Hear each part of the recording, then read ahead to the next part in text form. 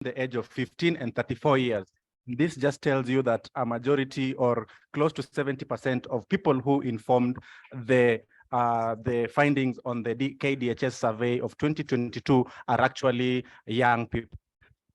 Further, the report, if you are to dig into it, you'll see that 15% of women between the ages of 15 and 19 have been pregnant, and 4 in 10 women between that age bracket as well have no education, with no education, have been pregnant. This information can inform you, or this is kind of information that can inform you when you are trying to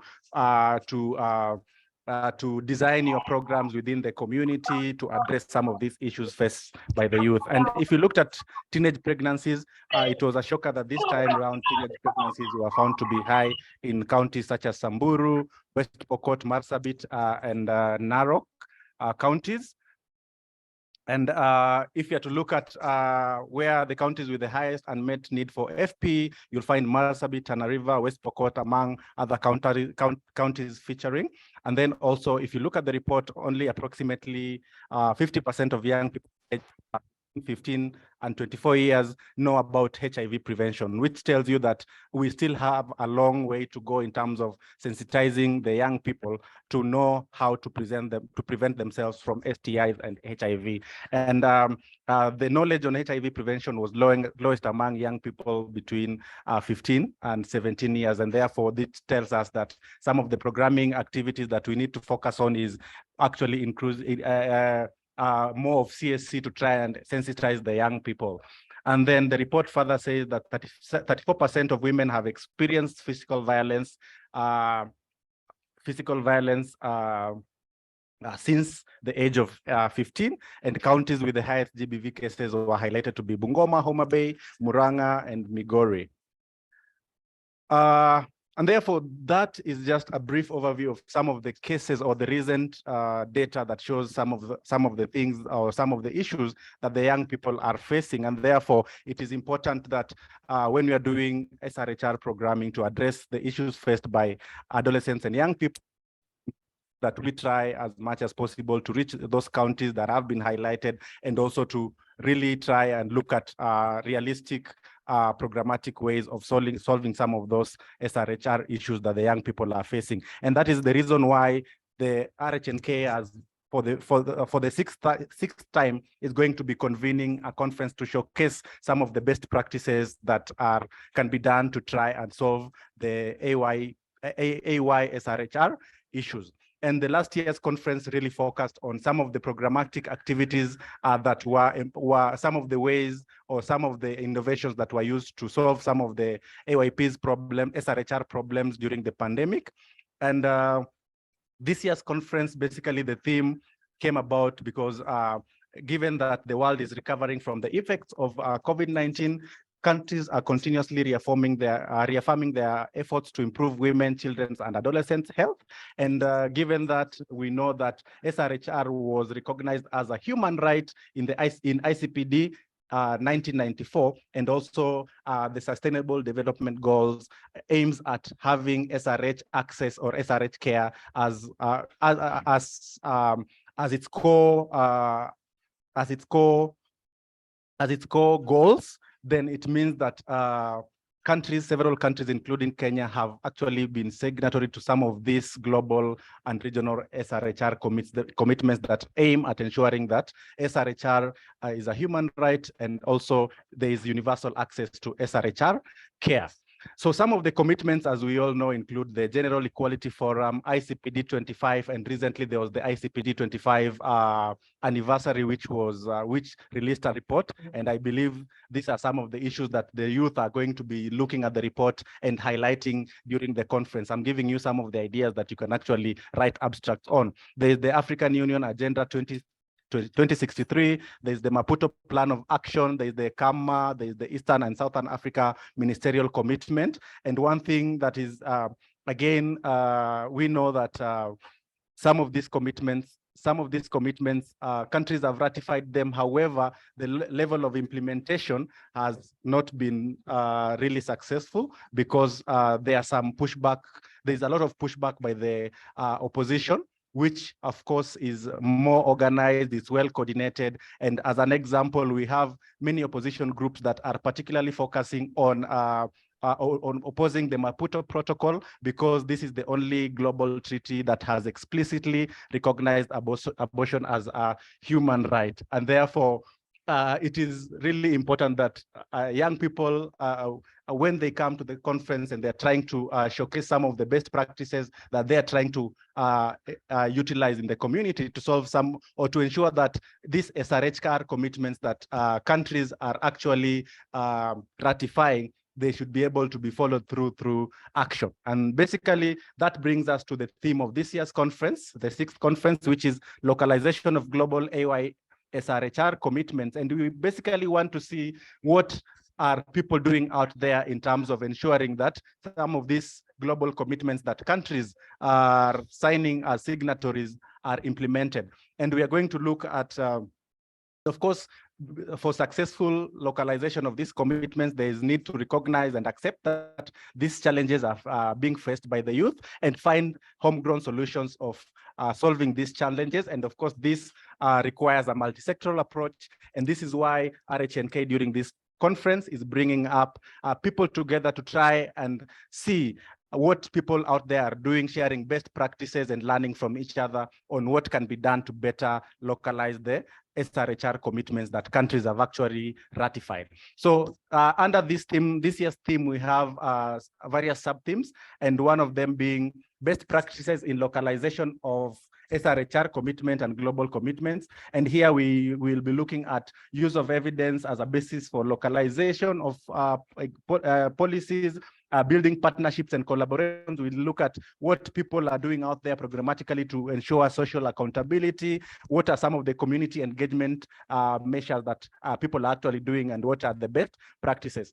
And then we have the sub-theme number 2, which is innovation communication strategies for AYSRHR advocacy and policy. So we are looking at what are some of the channels that people are using out there. Young people, what are you using out there to advocate for localization of some of the commitments that touch on your issues? What are some of the ways of effectively communicating evidence that is being produced by research? And then sub-theme number 3 is the best practices in service delivery. And here we look at what is being done to advance service delivery, or how are youth-friendly services being taken to the young people, how are they accessing it? And here we'll include new innovations such as self-care pathways. We look at some of the models of funding that ensure increased service delivery. Is there programmatic activities on comprehensive sexuality education to try and inform the masses to increase service delivery uptake? And also, what are some of the best practices in AYP programming? And then we have the 4th sub-theme, which is emerging trends and their effect on localization of SRHR commitments. And here we'll be looking at how new emerging trends such as climate change, global urbanization, political instability and migration, and how other global policies and laws such as the global gag rule that really affected implementation or localization of some of the commitments in the region. And then last but not least, we have effect of social, cultural and religious beliefs on implementation of AYSRHR commitments. And here we'll be looking to see some of the work being done on engagement of community gatekeepers, religious leaders, and basically efforts trying to demystify myths and misconceptions about SRHR for the young people. And this is what this conference is going to be about. And more information can be found on the conference website. However, more details is going to be given on how you can submit your abstract and look at the larger call for abstracts at the end of this particular training. So at this particular point, I'd want to call on the other member of the scientific committee, who is Emmanuel, to come and present to us on how to write abstracts, conference abstracts. So welcome, Emmanuel.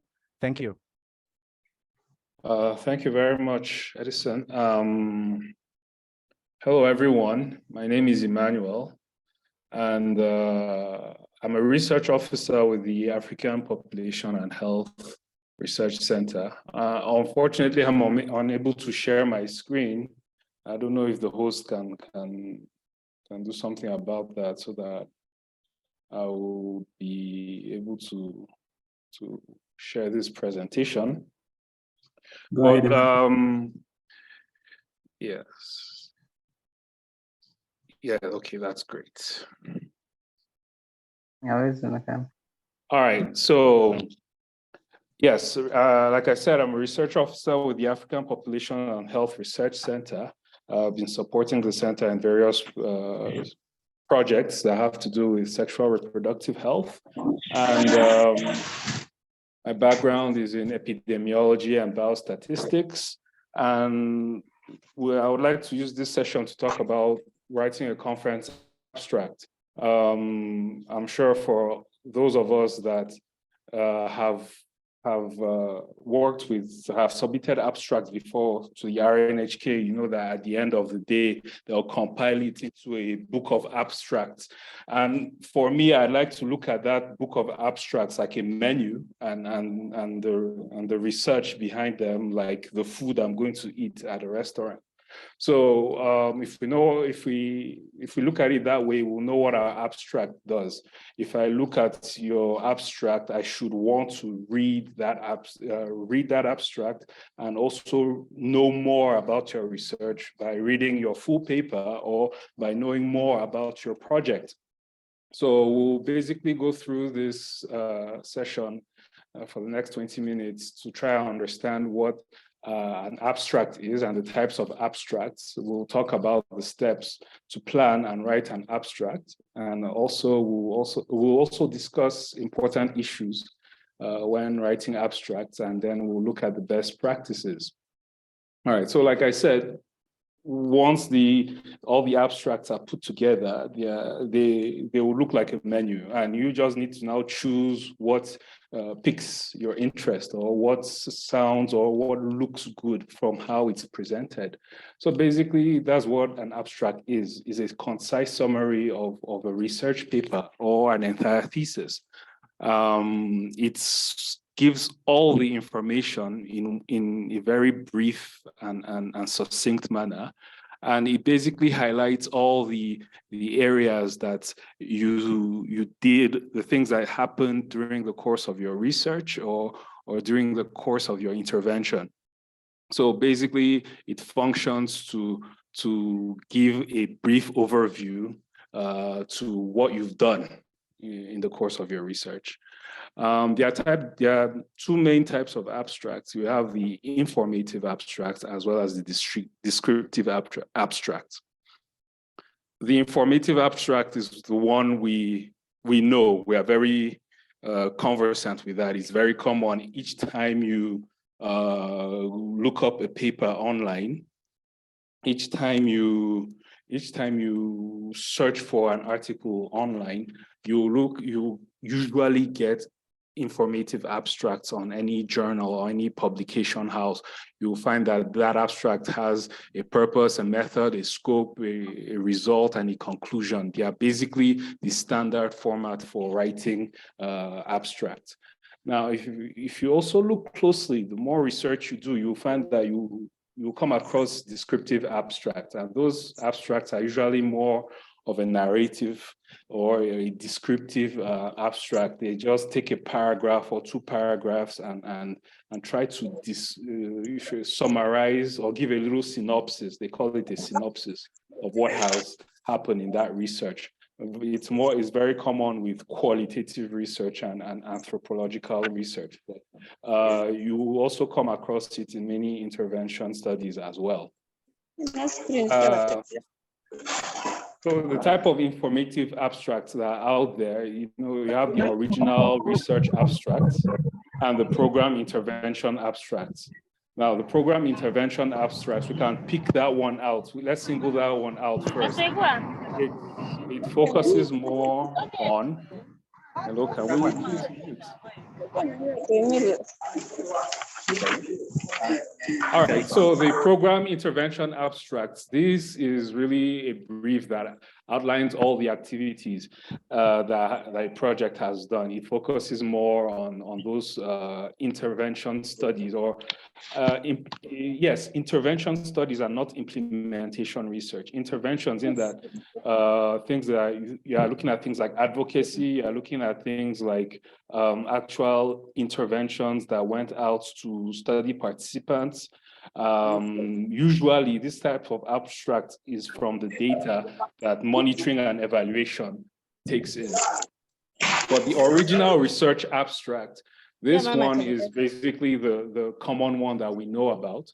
It gives us the details. It tries to contribute to a specific body of knowledge, and it's the one we all know, and is the one that we are going to really focus on mostly. But at the end of the day, you are just trying to see how much of what you've done can be put in the spotlight when talking of original.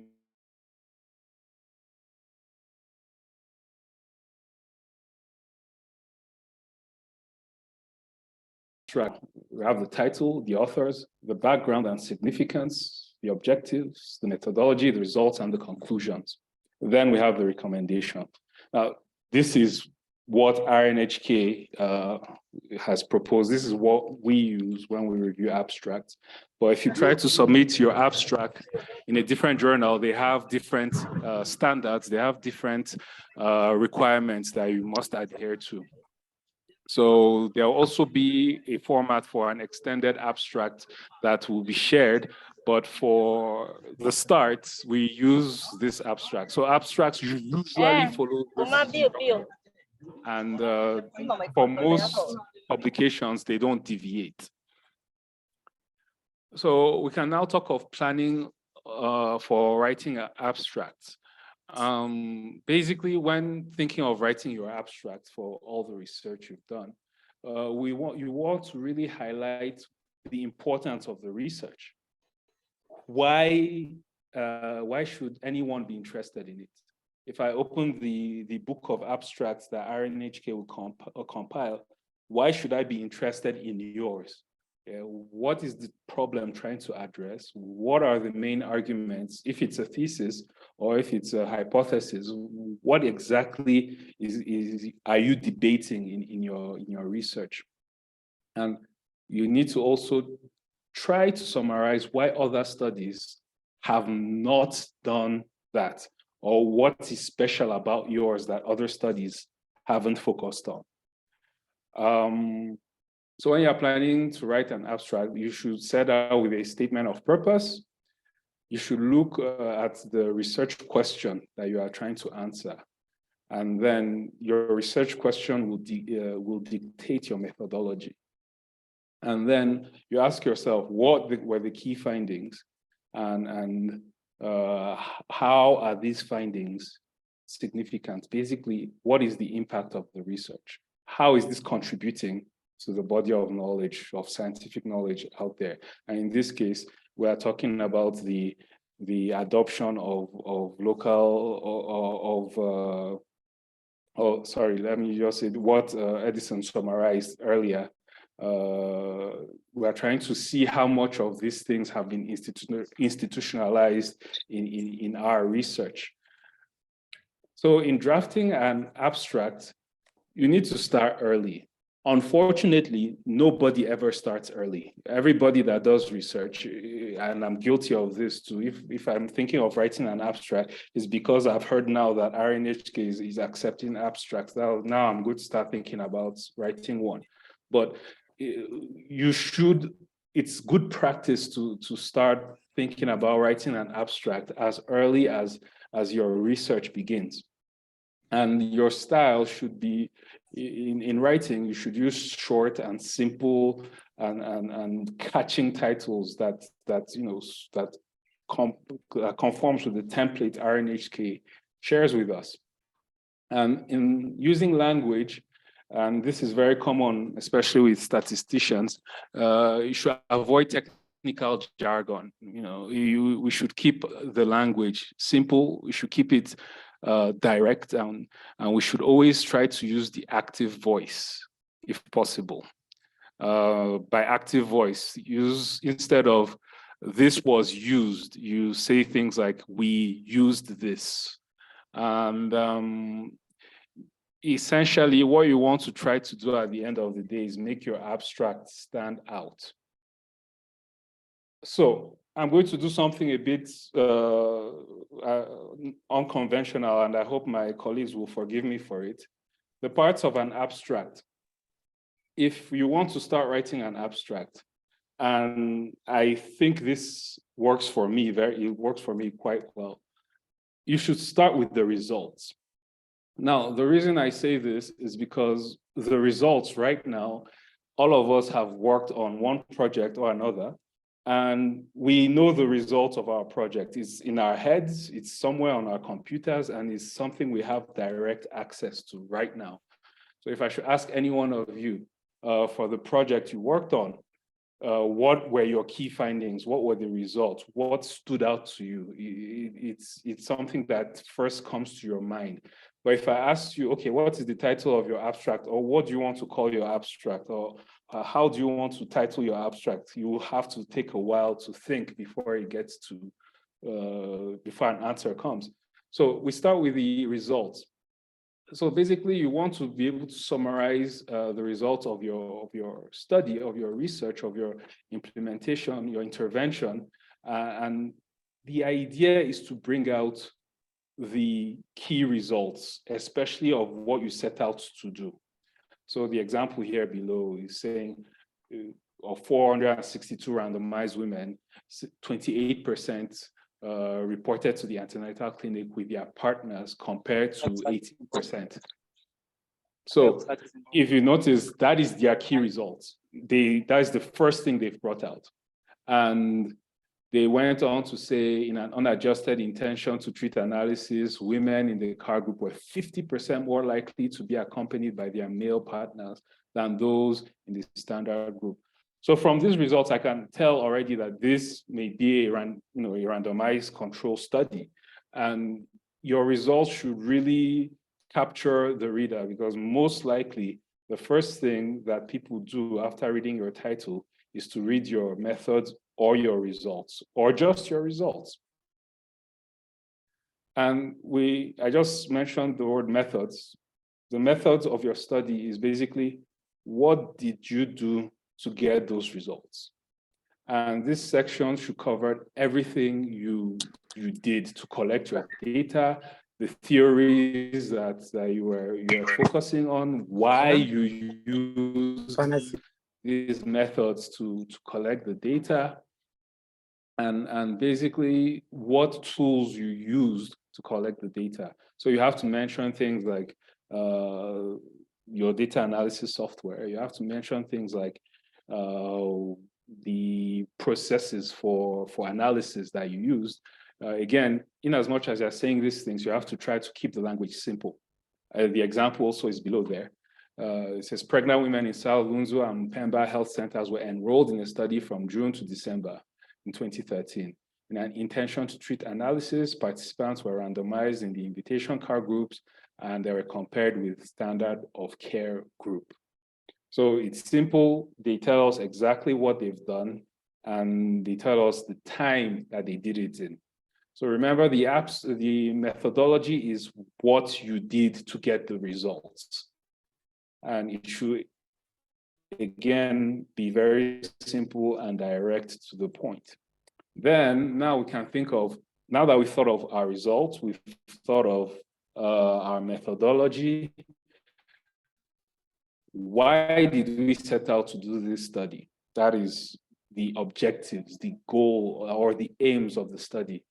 We have our results, we know what we did. Why did we go about doing what we did? That's the question we're trying to answer now. What were the objectives of the study?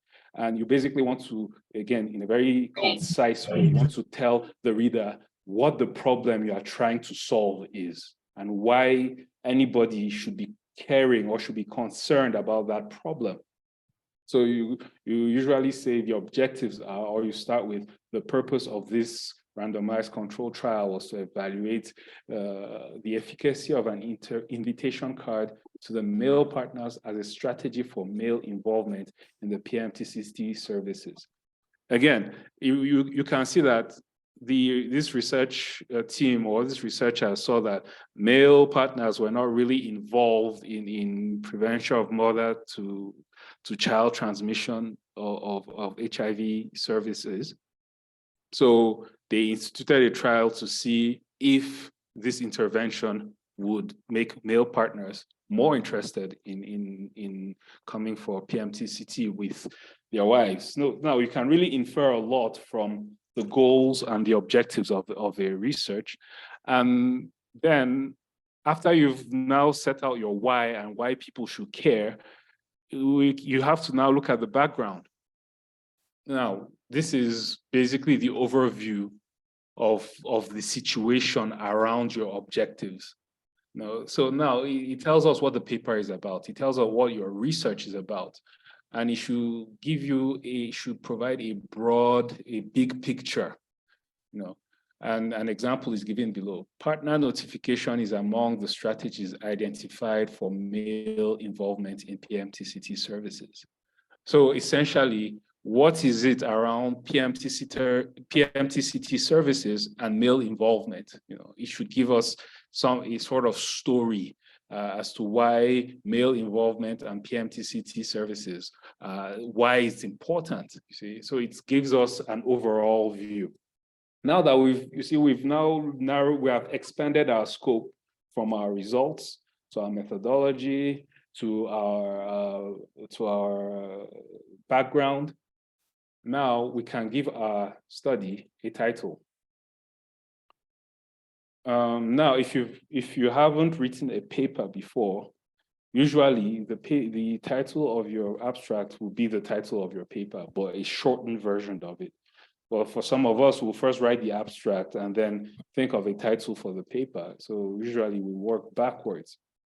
However, you want your title to really, it's the punchline of your abstract. If someone reads your title, they should really know what the paper is about. And it would tell the reader what next to read. So if I read the title, I can tell that something has happened. I will go and see the results immediately. That's for me. For someone else, they might want to see what you did to get the results. For someone else, they might want to know the big picture by reading your background. So the heading of your abstract should be extracted from the paper. However, it could be that you are starting with an abstract before you get to the paper. So if you work backwards from your results to your methodology to your background, you should have a pretty good idea what your title is going to be. So we can look at the example. Invitation cards during pregnancy enhance male partner involvement in prevention of mother-to-child transmission of human immunodeficiency virus in Blantyre, Malawi. So again, we are looking at partner involvement, male partner involvement in PMTCT in Blantyre using invitation card. It has given us enough information for us to decide whether we want to read it or not. But then you should remember that your title should not be more than 15 words long, and it should emphasize the specificity and the target group, the place, and the intervention. Some people might include the methodology as the principal caption, through randomized trials or through this. But then in this case, it's a randomized trial, but it's the invitation cards now that is the intervention. So we should really be careful what we are trying to tell our reader in the title. So essentially, you have to now finish your abstract with the conclusion. What can you draw from your findings? What do the findings tell you at the end of the day?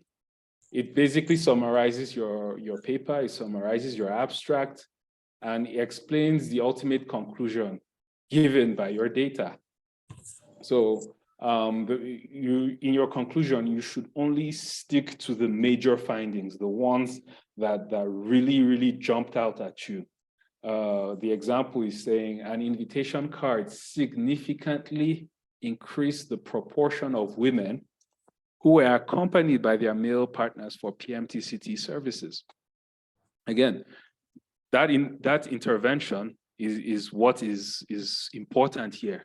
And if the data is telling us that because of these cards, there was an increased male participation, that is what stood out in this study. Again, these are just examples. In your studies, you might find different ways to frame it. So from our conclusion, we can get our recommendation. Based on that conclusion, what do we recommend? Who are we going to recommend it to? And it's now the end of your story. It tells you that you've gone out there, you've found empirical evidence that an intervention works. So what do we do with it? So what? as the people at APHRC will say, so what? You've done this, so what? All right, so that's the recommendations. The recommendation is so what? And these are suggestions based on the study aimed at improvement of evidence generation or programming. So the example is saying, for greater uptake of PMTCT service, future intervention may seek to involve male partners of expectant women.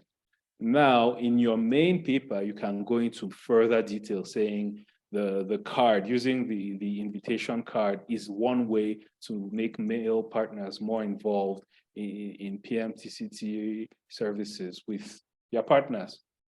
So basically, we just went through the parts of an abstract and we went from it backwards, starting from the conclusion and ending, and well, we ended up at the recommendations, but we went backwards up from the conclusion, from the results to the methodology, then we came to the background, and then now we're finishing up with the recommendations.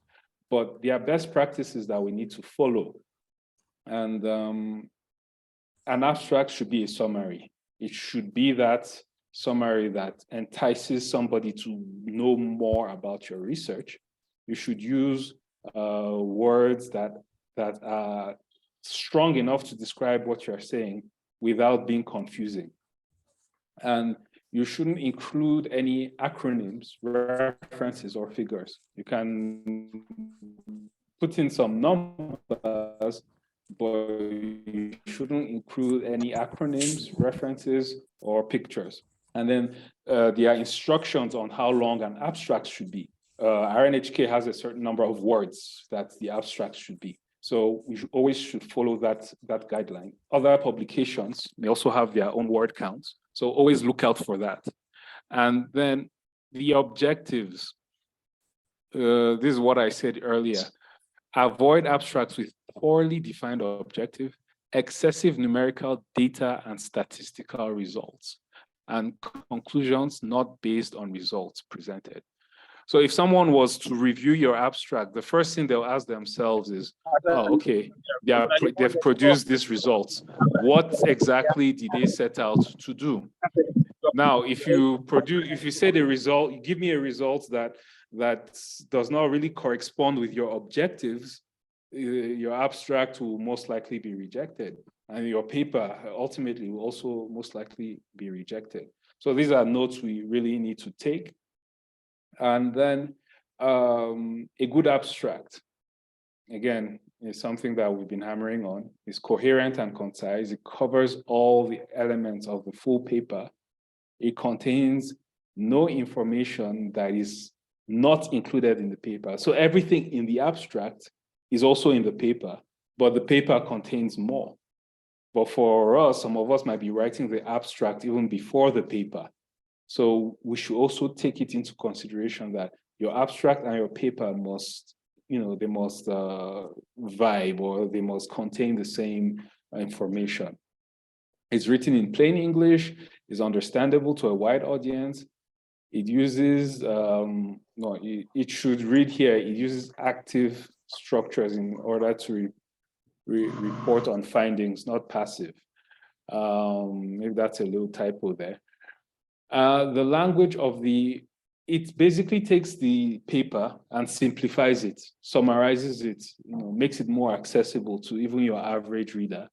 And it does not include references, and it's usually found at the beginning of texts in publications. But in some other publications, they might put it on the side or in a preliminary page.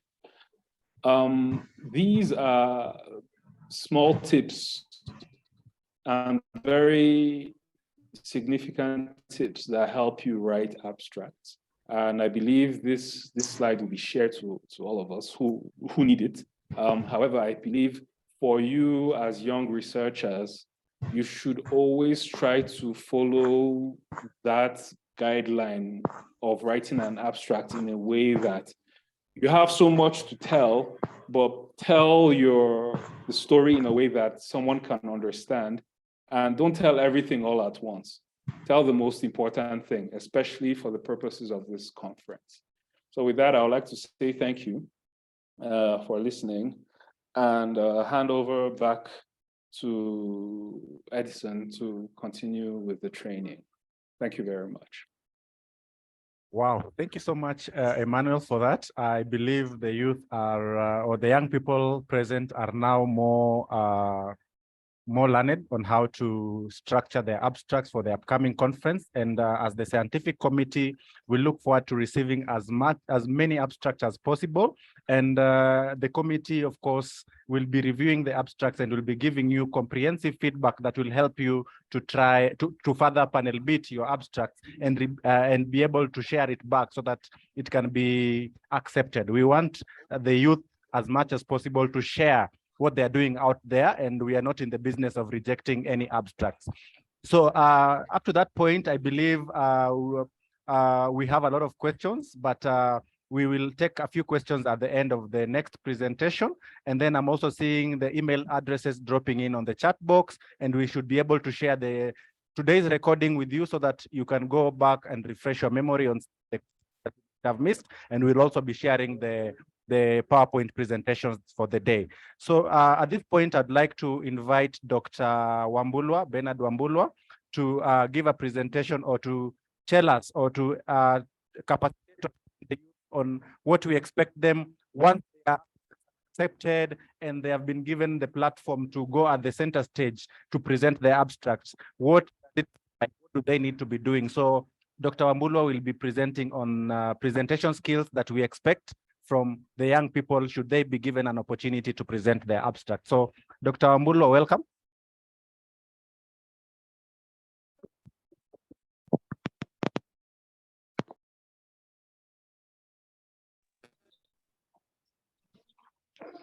Thank you and good evening.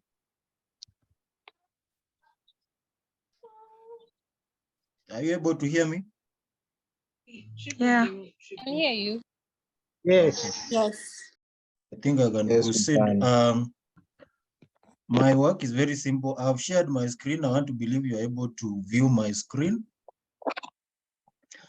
I'm going to share with you on presentation skills, and my work is very simple because my predecessor, the previous presenters, already talked about how you are supposed to prepare your abstract. And I just want to quote what he has said, that as far as he's concerned, you are only supposed to tell the only important part of your story. So in this presentation for the next 15 or so minutes, I'm going to help you tell your story and only tell the most important part of your story so that you utilize your time as allocated. And this is the outline of my presentation, what you are going to accomplish in your presentation, how you are supposed to prepare, the structure of your presentation, which we have already seen in terms of how the abstract is supposed to look like, how you are going to deliver your presentation, the language, and the techniques of how to manage your slides and how to use your microphone and how to obviously stand before people and present yourself. And of course, at the end of the session, you'll have questions and answers. So with research, you want to communicate your ideas, your proposal, your results. So at the end of the day, you want to make yourself known to the community. You want the community to know what you've been working on. So therefore, the most important thing that you are supposed to do is prepare. And that is what I'm going to tell you. So as you prepare, you must know your objective, your audience, the type of people you are going to talk to, the time that you are being allocated. Most of the conferences, probably you may be allocated either 10 or 15 minutes to present.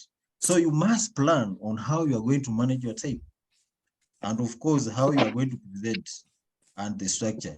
So at the end of the day, you must prepare yourself, and preparation requires that you make some notes on the key areas, on the key points that you are going to emphasize on.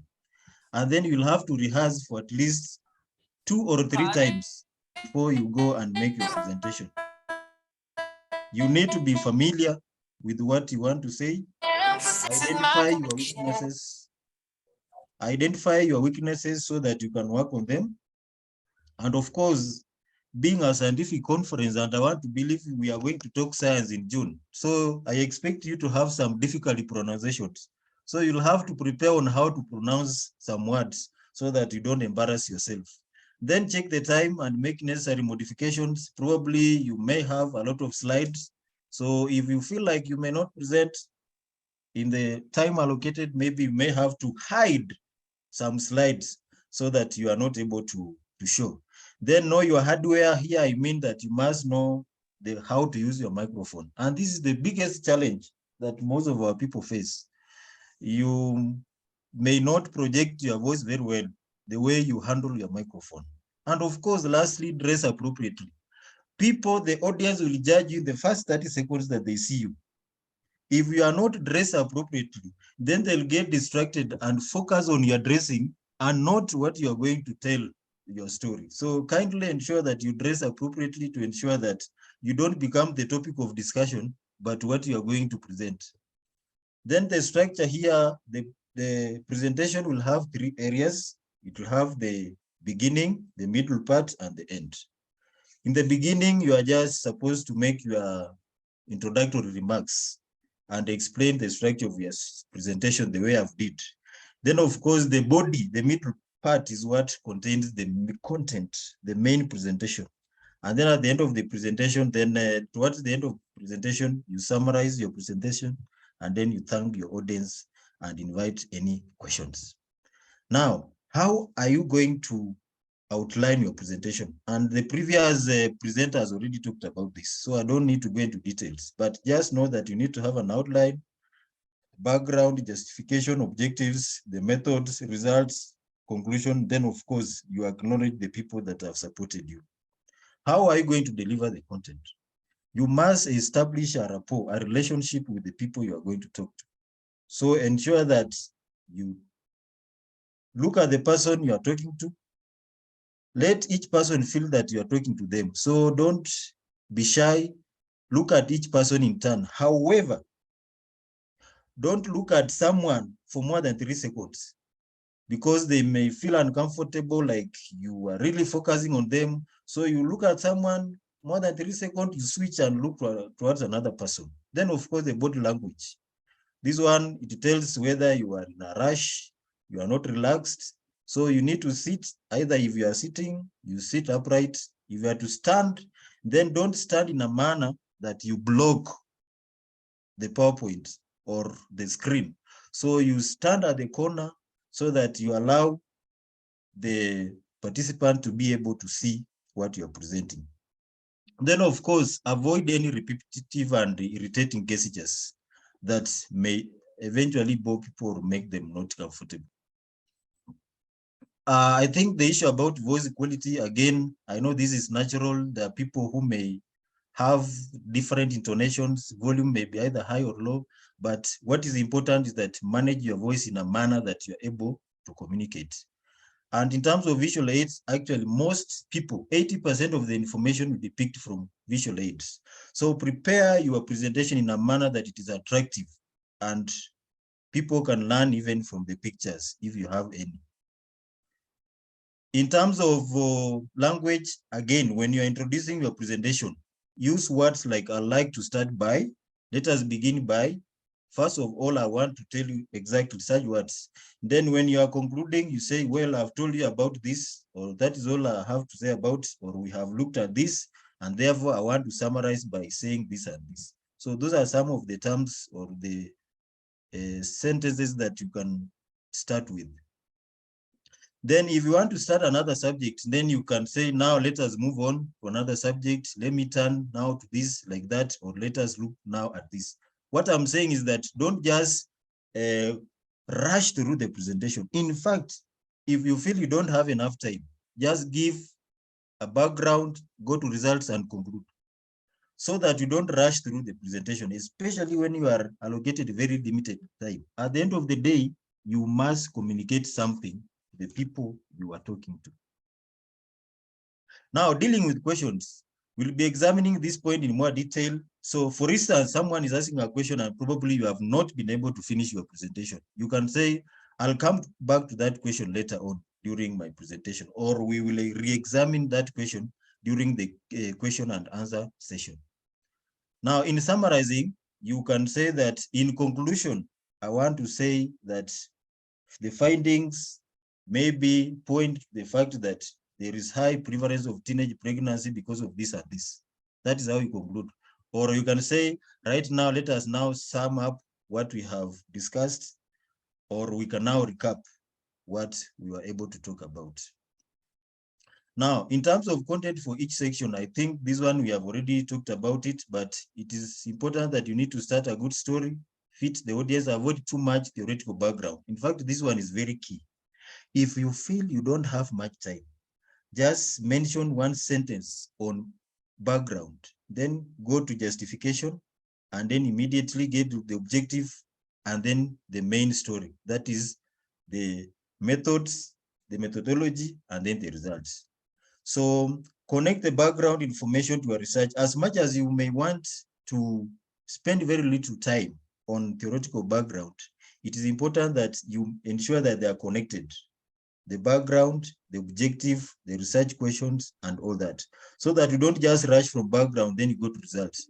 You must connect them. But as you do that, ensure that you use as little time as possible so that you can spend more time on the main body of the story, which is the method and the results. I think I've already talked about this. In terms of conclusion, again, what are your findings? And this one you can actually itemize and ensure that they are brief. They can be bullets or just statements, 1 or 2 sentences about the conclusion of your study. Then lastly, you need to acknowledge the people who have contributed to your work. In science, in research, you don't work alone. So don't come here and tell us that I did this research alone. Probably you have some people who helped you in data collection, the people who funded your research, the people who helped you in preparing the presentation, and probably you had even someone who helped you in data analysis. So acknowledge those people and any other institution, body that may have given anything in kind, whether it is moral support or financial support. Then of course, declare your interest or any conflict of interest towards the end of your story. So that is what I wanted to say. As I had said, my work was very easy. I just wanted to quickly let you know on how you are going to tell your story so that only focus on the most important part of your story. And I believe from this presentation, you are able to fine-tune your presentations as we prepare for June so that we get the best from you. Otherwise, thank you very much, and over to you, Graham and Dr. Molo. Thank you. Okay, thank you so much, Dr. Wambulwa. That is great insights on how presentations should be done. I believe youth are getting more confident on how they are going to present their abstracts in the upcoming conference. We hope that you are learning a lot.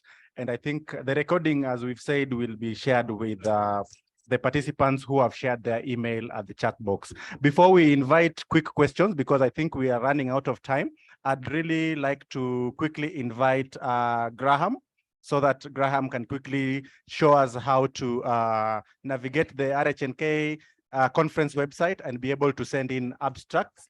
Graham, are you able to take it up? Yes, Dr. Ari, thank you so much for this opportunity to be able to support with abstract submission. As you've heard, my name is Graham Nyaberi. I work for Reproductive Health Network Kenya. I'm happy to be here to take you through on how to submit your abstract. And my work, as my predecessor just said, his work was easy. I think mine is the easiest, just to take you through, see how best you're able to successfully submit your abstract. Maybe kindly I can ask Dr. Wambulo if you maybe stop sharing so that I can also take the opportunity to share my screen as well. Thank you so much. Just have my screen up. Great. So as you can see, my screen up is that Rhnk has a website dedicated for the conference, and this being our 6th conference, you find that it's been a growth over time from the 1st conference to the 6th conference. And we have our content uploaded on our website, and you're able to also see the past material or abstract booklets that we've been able to publish and upload on our conference. So what do you need to do to be able to submit an abstract? First and foremost, you'll be able to locate our website, which is www.rhnkconference.org. Once you're able to log in there, you'll find yourself where I am currently. This is our current 6th annual conference. And of course, we have different tabs there. And the second tab there, it says abstracts. So once you're able to find yourself here, of course, you'll see the basic information, just highlighting the title of the conference. And you can see we have our timer there. It's exactly 109 days to the conference, 13 hours, 58 minutes, and 55 seconds. So you can see time is really moving, and we have quite a few number of days to go. So thereafter, you're able to click on the tab written abstracts. It has a drop down which says submit an abstract. So once you click on the drop down submit an abstract, it will be able to take you to this particular page. But before that, I'd like us to see what we have when you click the options. Once you click, you can click on the tab itself, abstract. And if you click, you'll scroll down and you'll see the guidelines that have also been put there by the dedicated scientific team led by Dr. Omolo, just to see how best you're able to, things that you need to note while submitting the abstract. I'll quickly take you through on the abstract submission guidelines, just to take you in the shortest time possible. And of course, the conference is an amazing committee. It invites abstract of regional research. And down here, you can see the abstract should adhere to the following guidelines. And first is that your abstract should address any of the conference sub-themes. And this year's conference, we have 5 sub-themes. We have the main theme and 5 sub-themes that I'm shortly going to show you after this.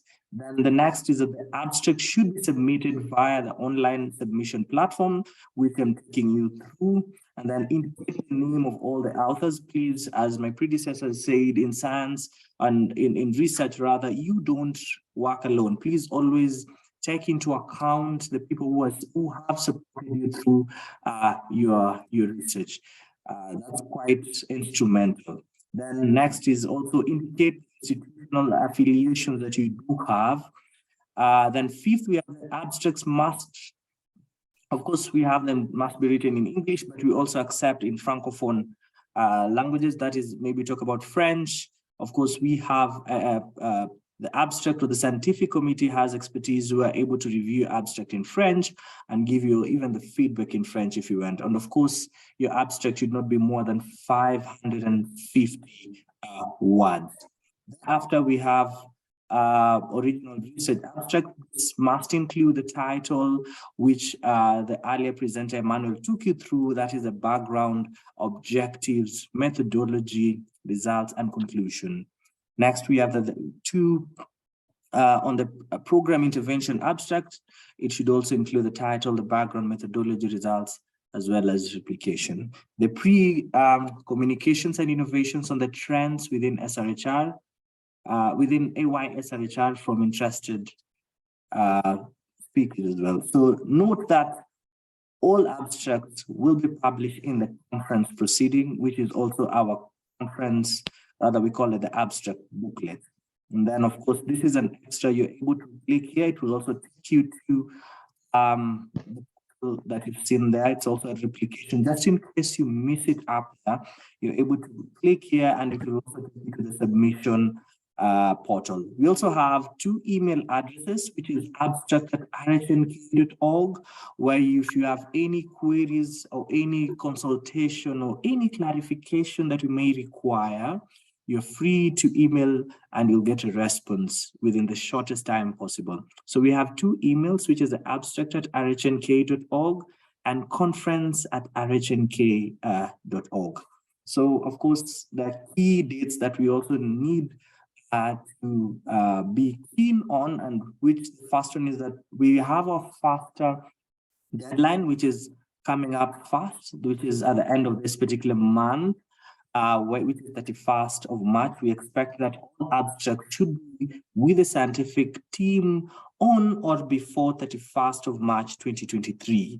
And then we have the second one is that the abstract submission status will also be notified by the 17th of April, and submission of corrected abstracts. This is after that you've gotten feedback from the abstract team, is that you'll get feedback, and once you get feedback, then you're expected to rework on the comments given by the scientific team. Then thereafter, you're expected to submit the corrected abstract on or before 5th of May 2023.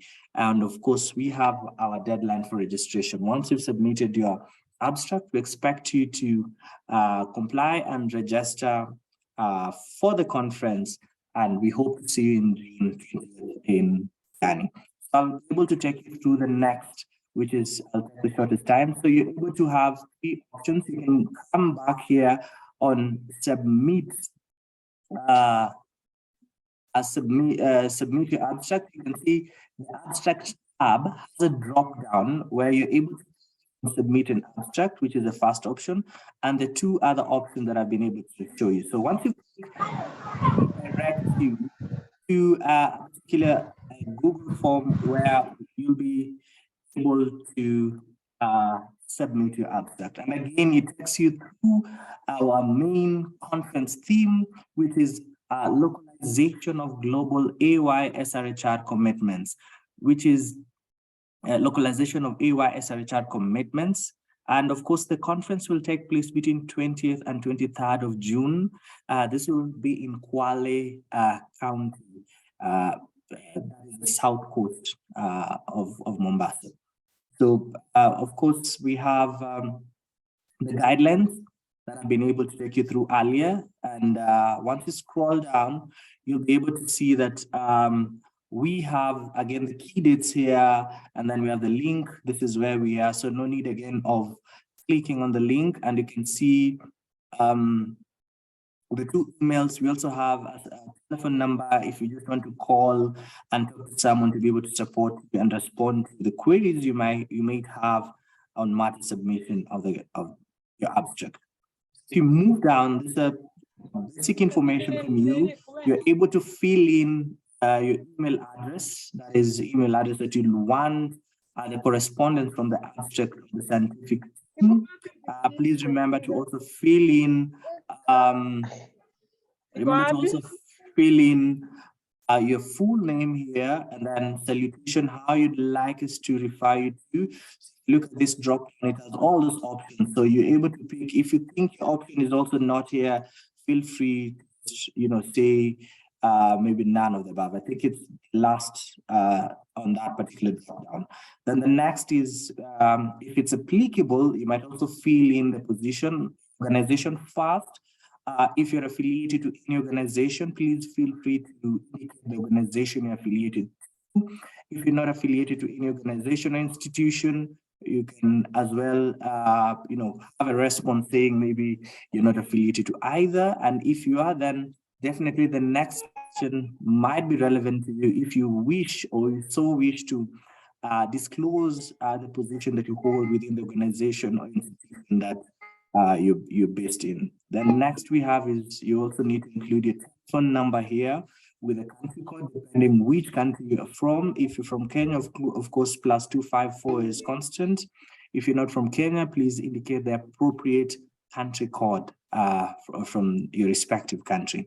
And this is just because that in the event we need a quick a communication with you, that maybe your abstract has an issues and we need to certain clarifications, it will be easier for us to have your email address and your telephone number so that it's easy for the scientific or the abstract team to quickly reach out in the event need arises.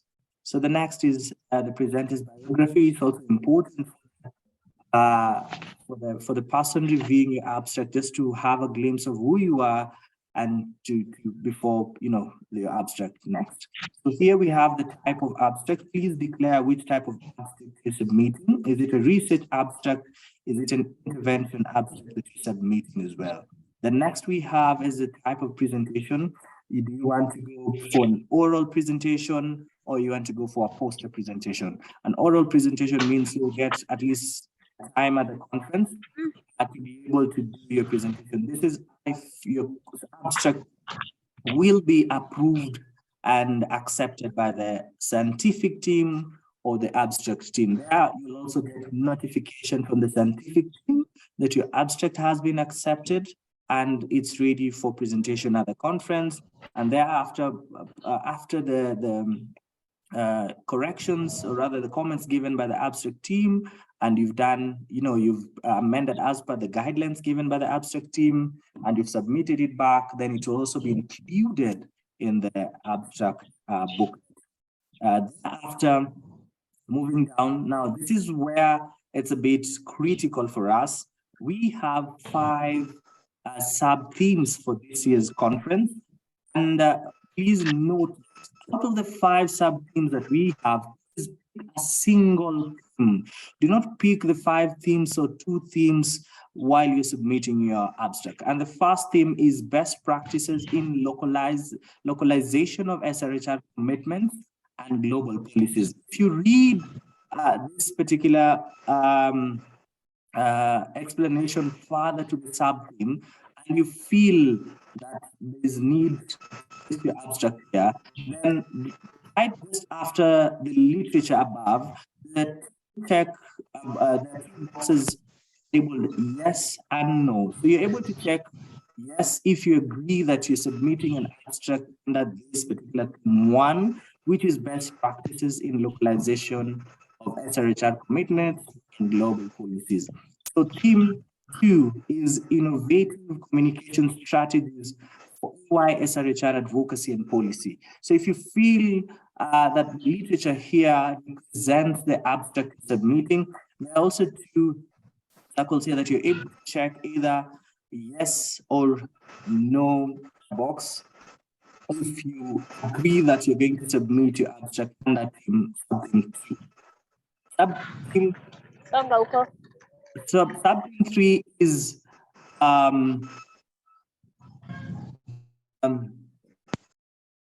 sub-theme 3 is on best practices in AY SRHR service delivery. And if you feel your abstract is under this particular theme, then you're able to check the yes box down here after the literature above. Then it means that this is what you're taking up. And the next is emerging trends and the effect on localization of SRHR commitments. If you feel your abstract falls under this number 4, so you're able to check this particular box that is just below the literature. And lastly, theme number 5, the sub-theme number 5 is on effect of social cultural and religious beliefs on implementation of AY/SRHR commitments. Again, please remember to check the box that you'd like to. So out of the 5 themes, please note that don't check the 5 themes, but please pick only one that is appropriate in regards to your particular abstract. So the next is how we were guided by my 2 predecessors. Please indicate the title of the abstract here, which is okay, and then indicate all the authors that have supported your research. Please, it's important to recognize everyone who has come in handy to support your research work. So thereafter, we have the background or significance. Make sure it's a maximum of 150 words. Do not exceed as per the guidance given there. And what is the objectives or the objectives of your research abstract that you're submitting? Then thereafter, you'll go down to the methodology of intervention. Lastly, your results as a cap of 200 words. Please get to the words, the caps that have been given there. If it's 200 words, please don't exceed the words, the number of words that has been given on there. And then we have the conclusion. Lastly, recommendation. Then of course we have the obvious questions down here. Please consent if you want maybe your content to be shared there out, or even during the conference if you want, photos of you being taken. And of course, only for these purposes, they'll always be uploaded just in our conference media here, which is on this same platform that I'm taking you through. And then lastly, we'll also want to know where did you get the information about the conference, so that it will also help us in amplifying the conference in the subsequent conferences that we'll be organizing. Thank you so much, and back to you, Dr. Omol. Thank you so much, Graham, for that comprehensive overview of how the young people can navigate through the Rhnk conference website to get information on how to submit their abstracts. That is really good information. I know we are 15 minutes beyond the time that we thought the training webinar would take, but I think I'm going to request, this is a request I'm going to put forward to the scientific committee to see whether we can extend these trainings beyond 1 hour to have it take 1 hour, 30 minutes, so that we give the young people ample time to interact with the team and be able to really understand what is expected of them when they're submitting an abstract and also when they're doing their presentation.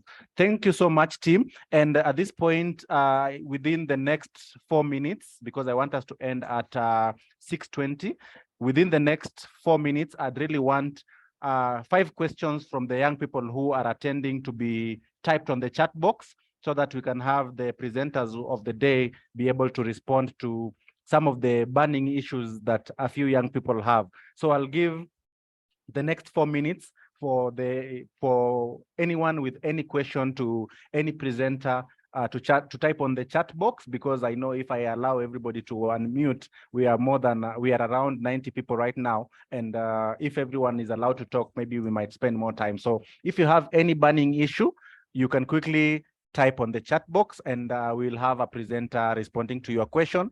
And then if you don't get an opportunity to ask your question again, we are going to be doing these trainings on a weekly basis. Remember, the deadline for the submission of abstracts is on the 31st of March, which is around 31 days. And therefore, we intend to have a series of weekly training webinars to have or capacitate as many youth as possible to be able to send in abstracts. We know so many people in this country, or the young people in this country, are facing a lot of SRHR issues, and we want as many young people as possible to send in their abstracts, so that they can be able to get a platform to showcase what is ailing them. And good thing is that this year's conference is going to have the Ministry of Health, Department of Reproductive and Maternal Health being a partner, and therefore gives the young people a leverage or an opportunity to speak to the policymakers hands-on or face-to-face. And therefore, please don't feel shy. Send in your abstract, no matter how scant you think it is. I think the committee will give you guided reviews that is going to help you panel beat your abstracts. So I'll go straight to the chat box. The first 5 questions I'll post to the presenters of the day, and then we'll call it a day till next week when we'll have our next training. So There's one question from Mary Wangare where she's asking, can you present more than one abstract? And being the moderator, I could answer, but I want somebody from the team to be able to respond to that.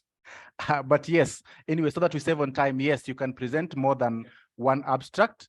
You can present more than one abstract. You can present more than 5 abstracts, so long as you are able to send it for review. If it is accepted and you are able to pay the conference fees, and I know if you have very good abstracts coming in, then you can be able to convince a donor or a sponsor to sponsor you for the conference. And I know there's something coming up. We have a donor who is willing to support some of the best abstracts from the youth to attend the conference, and this is a wake-up call. When you're submitting the abstracts, again, the scientific committee will be looking at some of the best abstracts from the young people and recommending to that particular donor and telling them, yes, these are some of the few young people who we think you can support for the Rhnk conference. So we encourage you to send as many abstracts as possible, showcase what you're doing out there to try and solve the problems that are being faced by adolescents and youth. Can people team up and come up with an abstract, or must it be one? No. When you're doing programmatic activities, again, it's normally you cannot be alone, as the presentation skills presenter talked about. You need to acknowledge people, and sometimes it's not only people who supported you. There are people who you work with in terms of a team, and they can assist you in when you do something as a team. Of course, you'll co-author the abstract. What if you have someone sponsoring your abstract? What should you do? Am I supposed to submit to Rhnk and the sponsor, or only to you? Emmanuel or Dr. Wambulwa, maybe I'll give you an opportunity to answer so that I don't monopolize the Q&A session. So Ian Kinga is asking. All right, so for Rhnk, I believe, and maybe Graham can correct me, you can submit directly to us, but you have to acknowledge whoever sponsored you. You have to explicitly state this research, this abstract was sponsored or funded by so person or so group or so company or whatever. But the sponsor might not know what to do with it. He might just be giving you money or giving you resources to carry out your research. But for us, when you submit it on the online portal, as part of your, I believe one of the fields that Graham took us through, there's that opportunity to say who funded or who sponsored the research. So you are supposed to submit it to Rhnk through the online portal, but whether the sponsor wants it or not is up to the sponsor to request it from you. But for Rhnk, you can go ahead and submit it, but make sure you acknowledge the sponsor in your work. Yes. Thank you so much for that, Emmanuel. And then, what is the time allocated per presentation of this? For this is useful for slides presentation. I'll throw this to Graham.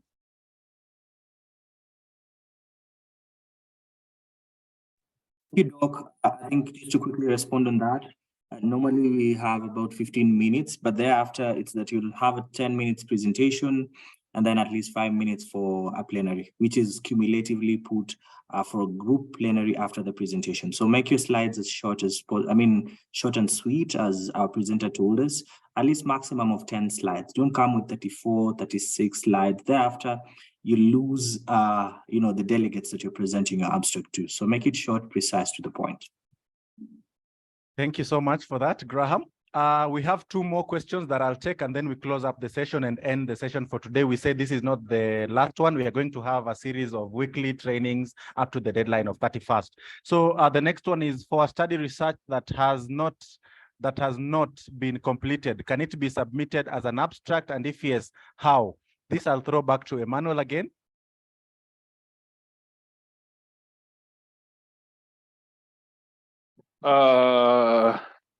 Okay.